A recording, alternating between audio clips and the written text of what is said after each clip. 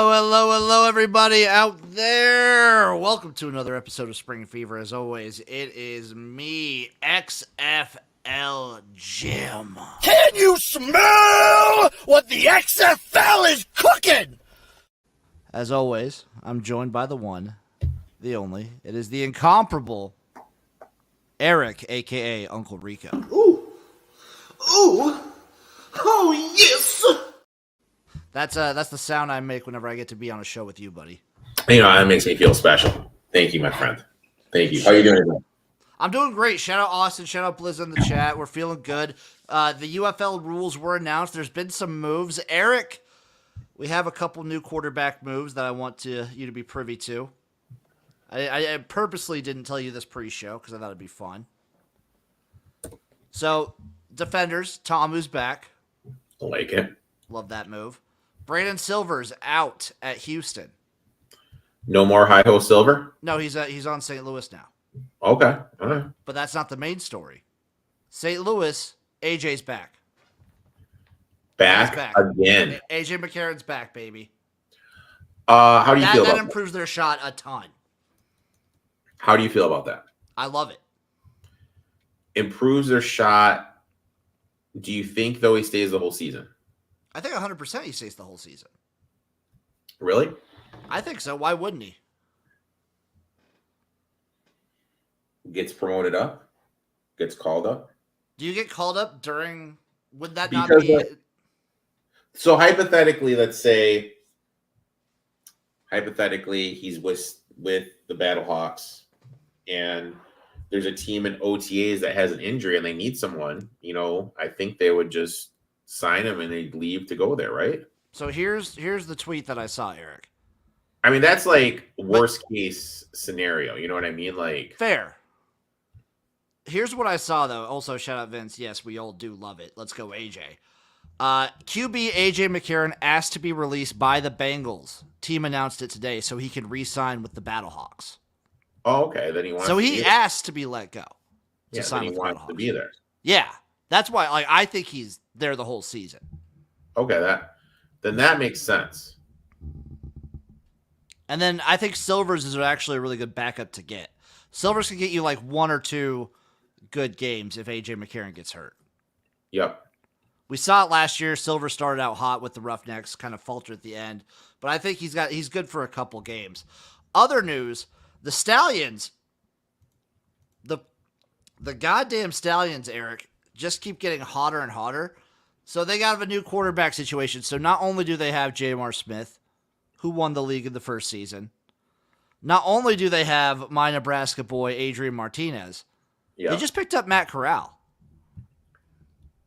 Corral's an interesting guy. He was really high on some people's draft boards, but just never really got a chance in the league, in the NFL. So it's going to be interesting to see kind of like what happens and where, if he can make something. I think he's probably going to get some sort of run in the league. I don't know where, but he was really highly touted coming out. He's one of those guys that I think that could thrive in a league like the UFL. I agree 100%. The other move I saw, it was for the Stallions. I'm trying to see if I can find it. I saw it on Twitter. I know. I'm faltering. I'm flustering. That's another Brandon Silvers one. It was earlier today, but the name escapes me because there's too many. You ever have too many names in your head? Yes, all the time. That's how I live my life. So that's fair. I guess we all fluster some names every once in a while. Jim, I don't know if I told you this, but there was a kid I coached. I've been coaching this kid for 4 years. I thought his name was Adam, and I've been calling him Adam for 4 years. I found out yesterday his name was Andrew.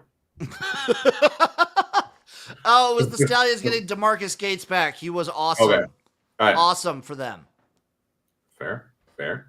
Also, AJ McCarron's only 33. He feels older than that. He does feel like an old man. He's 3 years older than me. Jim, you're old, dude. Other than that, so the other deal was this was the last day for teams to cut down roster size. Okay. So there's no more cutting until I believe at like the end of training camp. So any team that is at the 75 marker can't get rid of anybody. That's who they're getting. They can't That's who add, they they got. can't get. That's So what they got. that's why before the show, Eric, I was scrambling trying to find out roster sizes because any team that's under 75 can still add players. Okay. But if you're at 75, that's who you got. Okay. So that'll be something to kind of keep an eye on. What teams like how many players right now teams are sitting at because there's still some free agents that are floating around. Mm-hmm. There's still some guys out there. Has my boy King been signed? Oh, I don't believe so. Where would he be? Let me look up Erik King. He's only 26. Yeah. As of now, oh, he's a quarterbacks coach, dude. Where at? SMU. Interesting. Yeah, he's a QB coach at SMU. Just got announced for this like coming year. He's the QB coach. He might just have upgraded to his coaching arc. It'll probably never happen. Do you know who I really would love to get for the UFL? Johnny RG3. Manziel? RG3. Johnny Manziel? No, get him out of any. He's failed everywhere he's been. Yeah. Austin Healy in the chat. Spring football feels like when a show has its final season and then a movie for the show comes out. So Friday Night Lights. Yeah. Yeah. That was a great movie. Great show. Great show. Tim Riggins. Riggs. The other bit of news, Eric, was the rule announcement for the season. We talked about this last week when we broke down the schedule. Now we have the rules. You ready to go through these, Eric? I'll share the link with you in the private chat, but I'll also post them up there for everyone to see. No. We have these rules right here. This is the breakdown because I didn't want to go through all the rules, like the what constitutes a catch, blah, blah, blah, blah, blah. They're keeping the XFL's PAT. Like it, I go for 3 points every time. I would go for 3 points every time. And shout out June Jones, who did exactly that for the Sea Dragons last year. So I have a question. Ask away. Let's say I go for 2. And no, that won't work because it'll be half the distance to the goal line. So never mind that. What were you saying? I was gonna say if there's a penalty, like do I get to move it closer? But it's a mute point because it's half the distance, so that that doesn't do anything. It would basically be like I think Now, either one. So if there's a penalty when you go for 2, you basically get to go for 2 from where the 1 point is. So if I go for 2 for 3, and there's a PI, I would just get it at the 2-yard line for a 3-point. Probably because it's usually a 15-yard penalty. So Yeah. you'd get if there's a PI, you'd get it like right at the 1. Okay. All But right. you'd get to go for 3 still. Okay. All right. Kickoffs. They're doing basically the USFL kickoff, where kickoffs will look more like traditional, blah, blah, blah, blah, blah. Kickoff at the thing is, though, kickoff out of bounds will give possession to the receiving team 30 yards from the spot of the kickoff, or at the spot where the ball went out of bounds. A kickoff that is untouched by the receiving team may only be recovered by the kicking team up to 20 yards of the spot of the kick. Theoretically, like if they kick it out of bounds, you could get the ball on the 50-yard line. Jesus. Like, it's not unheard of. Basically, from what I was reading and what a lot of people were kind of digging up, the rules are really, really, really, really, really pushing offense and points. So let me ask you this. If I'm reading this correctly, if I kick it to you and there's like some sort of error and the ball's live on your 10, I can't recover it. Kickoff that is untouched by the receiving team may only be recovered by the kicking team up to 20 yards from the spot of the kick. That is correct. You could probably down it there. Yeah, that's it. But you wouldn't be able to recover it there. Okay. Other kicking touchback rules. All touchbacks on kicks, punts, or kickoffs will be placed on the receiving team's 25-yard line. Any punt that goes out of bounds inside the 25-yard line will be considered a touchback and placed at the 25-yard line. Okay. So it's the XFL's punting rule, which this one is probably my least favorite one. It was one of my least favorite rules about the XFL. It makes punting so difficult. So instead of a touchback just being punting into the end zone, Eric, it's anything out of bounds or the end zone past the 25-yard line. That's brutal, dude. So from the 25-yard line to the end zone, anything out of bounds is Dude, if a you touchback. cough and corner it, If you cough and corner it, no, that's a touchback. Yeah, it's a touchback. It's brutal. Yeah, Marquette King was talking about that last year where it's like it's so hard to punt in the XFL. Yeah, but your comment you made hit the nail on the head. They're pushing offense for sure. They're really, really pushing offense. This, as a Big Ten connoisseur, though, I love a good punt. A Big Ten connoisseur. Dude, something about dude, tell me you don't get hyped for like a corner punt. Well, Michigan State and never does it, so I don't know what that feels like. You've seen seen some Iowa games. Yeah, a couple. It's hype. A couple. They're keeping the alternate possession rule where so you could go for onside kicks whenever, but in the fourth quarter, if you're behind or tied, you can go for a 4th and 12 from your own 28-yard line. Okay. But you can only do it if you're tied or behind in the fourth quarter. I'd be a dick and go for it every time if they could. I would do it every time. Could you imagine the Chiefs with this kind of rule? Oh yeah. They would never not have the ball. Dan Campbell with this kind of rule. Oh, dude. The Lions would be scoring 100 points. Yeah. I like this rule a lot, though. We saw it like in perfection a couple times last year. Yeah, I like it a lot too. The double forward pass rule, of course, that's still back. Love that. As long as the ball is like behind the line of scrimmage, you could double forward pass it. I like that. I wonder if there's going to be some sneaky screens out there that like you use that. I'm hoping for that. Defensive pass interference, just the same as both leagues, basically. It's a 15-yard penalty or a spot foul if it occurred less than 15 yards downfield. Basically, college rules for PI. Instead of just being a pure spot foul, I kind of like that. That's probably like the one nice thing they gave to defense. Mm-hmm. But it still doesn't say about what happens if it happens in the end zone. I think it would just be at the one. I mean, probably just a 15-yard penalty, maybe.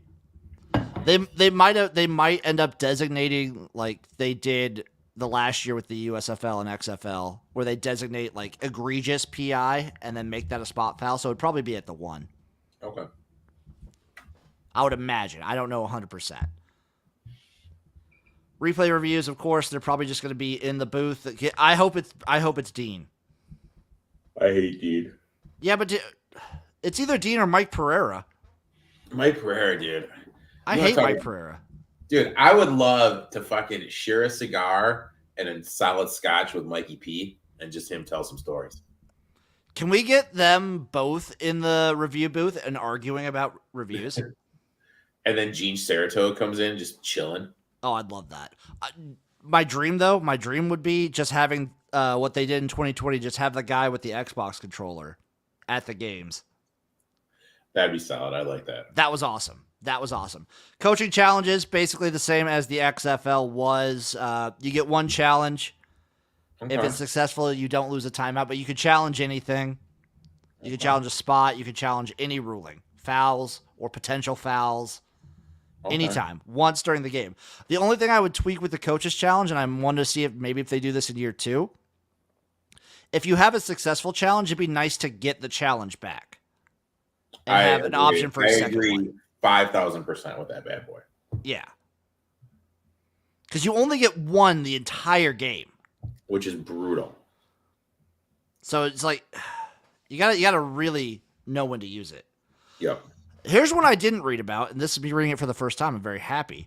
Overtime will consist of alternating attempts to score from the opponent's 5-yard line with no kicks allowed. It will be a best-of-3 format until a winner has been determined.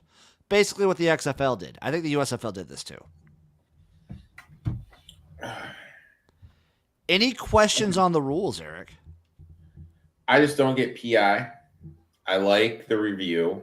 Agree with you 100 times about the coach's challenge. What don't you get about the PI? If it's the end zone stuff, The end zone stuff? that's my only thing. My question to you is, if you win the toss in overtime, so It's after a best the of three regardless. I know, but I'm just saying, like, after the best of 3, does the order reset, or is it always, you know what I mean? Like, in round 1, does it go you, me? Then in round 2, you know what I mean? Or does it just I'd have to rewatch the overtimes from last year because I believe they're But just you know going what I'm saying? Like, do we alternate who goes first, or is it just I win the toss and I'm second the whole time? I'd have to rewatch. I don't know how they did it. I'd have to rewatch some of the overtimes from the XFL last year. I think they rotated. Okay. I think. I'm not 100% sure. Personal fouls. 2 and you're out, 1 and you're out. I assume 2. I assume maybe you get the 1. Okay. No, these are pretty cut and dry. Yeah, most of the rules are pretty just normal. They just kind of highlighted the big changes. Yeah. XFL, PAT, USFL kickoff. That's kind of what I wanted. I don't know. Oh, that's something I'm gonna have to actually look at the full rule book. So the USFL had the 2-foot inbounds rule. XFL, remember, had the 1-foot inbounds catch. Why can't you go for an onside kick in the third quarter? No, you can onside kick it whenever. You just can't do the 4th and 12 play. Okay. Whenever. You can onside kick it any time in the game. Only the 4th and 12 from your own 28 can be used in the fourth quarter if you're tied or down. I gotcha. Austin Husky. The Battlehawks kicker is the older brother from the Missouri Tigers kicker. And he can bomb. Oh, yeah, and Joe Flacco's, was it brother? Yep, you sent me that. His bro is in the league. His bro's in the league. I'm excited. After the rules announcements, there's not too much more. We'll be able to do, I think, in the next few weeks, since they'll be done with like full cuts. We'll be do a little bit more of a dive onto some of these rosters. I would just love to get some betting around. I'd love to see some lines come out now that we actually have a schedule and rule system. Over under, Eric, date for when the actual futures get posted. What's the date? What is the start date? March 30th is the start date. March 29th. I was gonna give it the 18th. I mean, dude, there's no way, man. You don't think so? You don't think they do it 1 week before? Nope. I think they do. I'm gonna give them the 18th. I'm gonna give books the 18th. That's my cutoff date. Excuse me, God. I mean, there's nothing, dude. Like, I'm looking right now. Oh, nothing. Eric, they just announced the rules. Yeah, I know, but I don't know. You got to get stuff out there. You got to start promoting. You know me. Is it up to them whether they can? Isn't that up to the books whether they place lines or not? Yeah, but they can't place them. I guess you're right. Like, I don't know how much the league has to say over what books can do. If only one of the channels they'd be on had a betting app, and they could promote stuff on that. Yeah. If only. If only both the channels they would be on. If only. I always forget Fox Bet exists. I didn't even know Fox Bet existed, dude, to be honest with you. I only see it ever promoted on Fox broadcasts. I didn't even know Fox Bet existed. Yeah, it's a thing. No clue. It's a thing. Eric, before there's 45 days left. Within these 45 days, what is the one thing you're looking to see from the UFL? Rosters. Full rosters. Full rosters. Yeah, I need full rosters. I need like a super update. I believe I might have found something that kind of has stuff updated. Okay. But I don't know how often they update it. I want full rosters. Training camp, I believe, begins next week. Okay. Austin Husky in the chat. It's kind of wild that all these teams are either in the Midwest or Southern United States. Yeah, 100%. We saw it with the USFL too. Yeah, I mean they're keeping it, but that does keep travel costs down. So DC's East Coast. I know, but there's nothing out west. No, nothing out west, which is a shame. I think if you put a team out west, I think there's like 3 locations I would go for. One of them, San Jose. No. Portland. No. Seattle. Seattle's one of them. I think Seattle goes hard for sports. LA. No, as biased as I would is how much I like the LA Wildcats. Austin Husky with a hot take. Is DC Southern? No. No, DC's East Coast, right? Yeah. I would go Tempe. Seattle. I would go Tempe. Seattle. I would go San Diego, and I would go Salt Reno? Lake. I go 3 Reno? S's. No. Reno. No. If I would go west, I'd go Seattle, Reno, and then Tempe. Ooh, Arizona would be sick. Or Santa Fe, New Mexico. The last time there was a spring football team in Arizona, I believe, was the AAF. Same with Salt Lake City. Okay. They had the Arizona Hot Shots, I believe it was. What up, Hot Shot? I don't remember. I think they were Okay. Geographically, DC's Southern. Culturally, it's not. I'll allow it. I got lost in DC once. I ended up at the old football stadium. It was great. Eric, do you think you'll make it to a UFL game this season? Possibly. I can promise the people this. I will make it to the championship game. When is the championship game? UFL schedule. June 2nd. Yeah, I'm making it.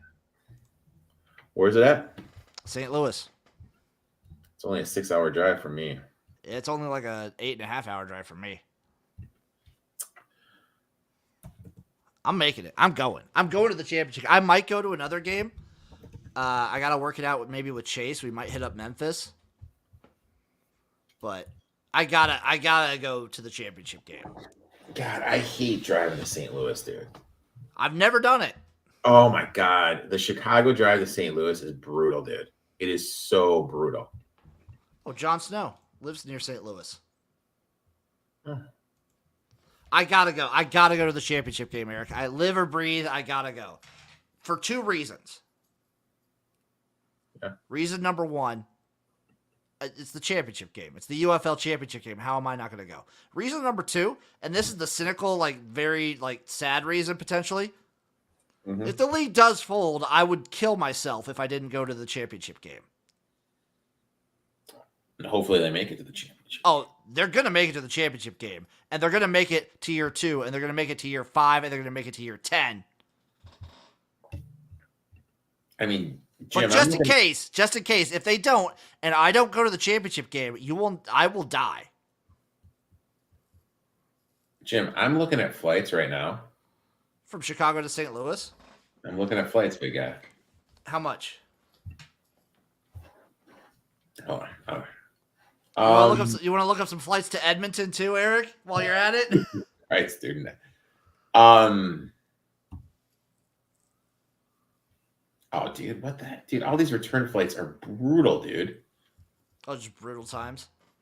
Oh, they just jack up the prices, dude. So, in a perfect world, this is what I'd pick. So it's what you're saying is it's easy to get into, but extremely difficult to get out of St. Louis. That is what I'm saying, my friend. 308 to fly to St. Louis is a big no for me. I guess I could take this flight, leave at 5:30, just hang out in St. Louis for a day. Ooh, I got a good question here, Eric, from the chat. Yeah. Yeah, John, I will change my handle to @deadjim if that happens. 170 bucks to do that. That's not bad. Austin Husky in the chat asks, who do you think each team's biggest rival is? So let's go down the list. I got them right here, starting the USFL conference. The Birmingham Stallions. All right, I'm a visual guy, Jim. I'm pulling up the teams right now. Okay. I'm a visual guy. You're a visual guy. I'll All right, look 'em up so I think it's this. We'll start, Eric. Let's start with the two champions. Let's I start with think- the Stallions.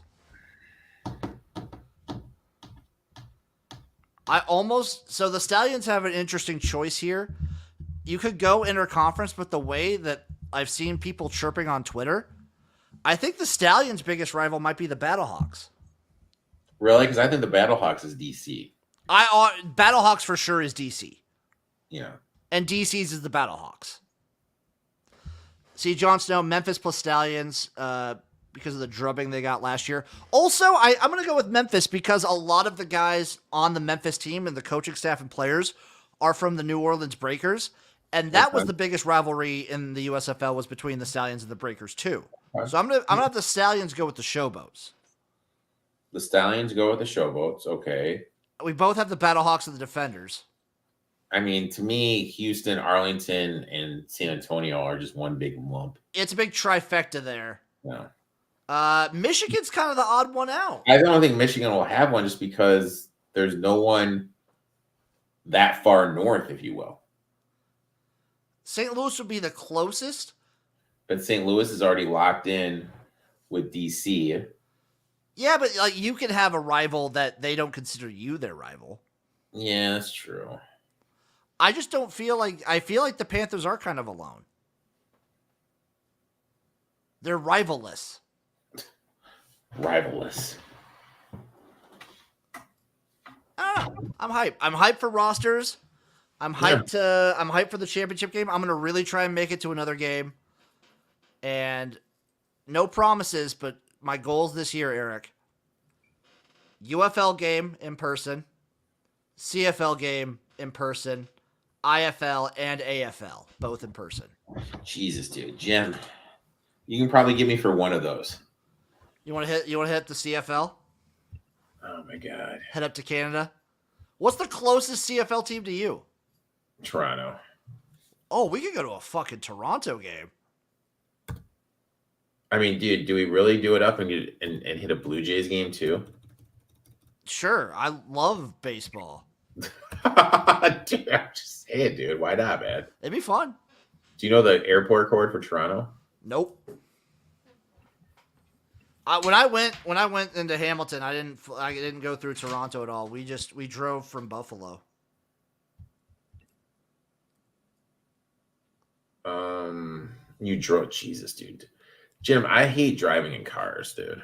I don't understand. I mean, I don't love it, but I tolerate it. All right, I'm loading up the CFL schedule here.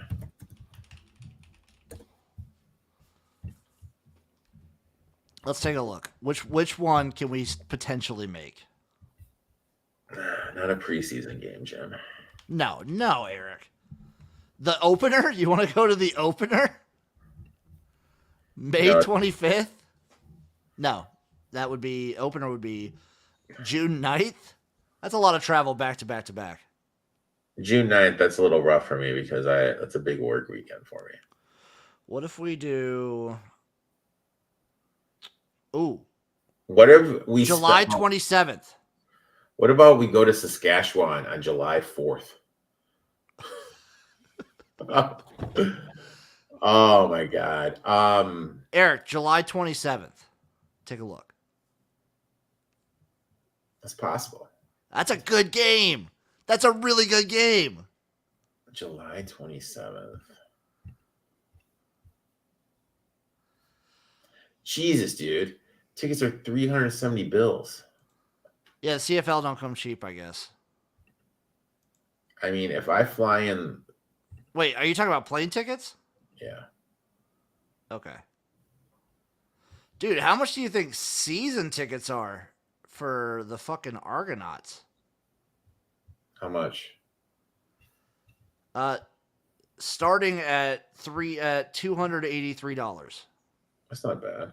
That's not bad, but that's end zone tickets. So you're sitting like vertical. See, I could do this. 250 to Toronto, I could do. Oh, that's great. 250 to Toronto, I could do.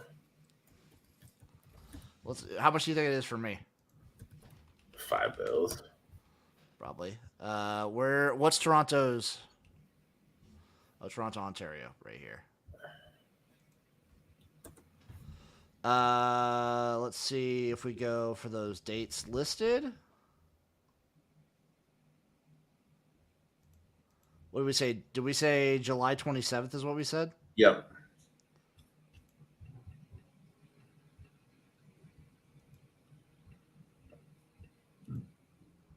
Dude, and they're home that weekend. It's only that's why I picked that game. No, I'm just saying like the Toronto Blue Jays are home that weekend. Oh, they're home too?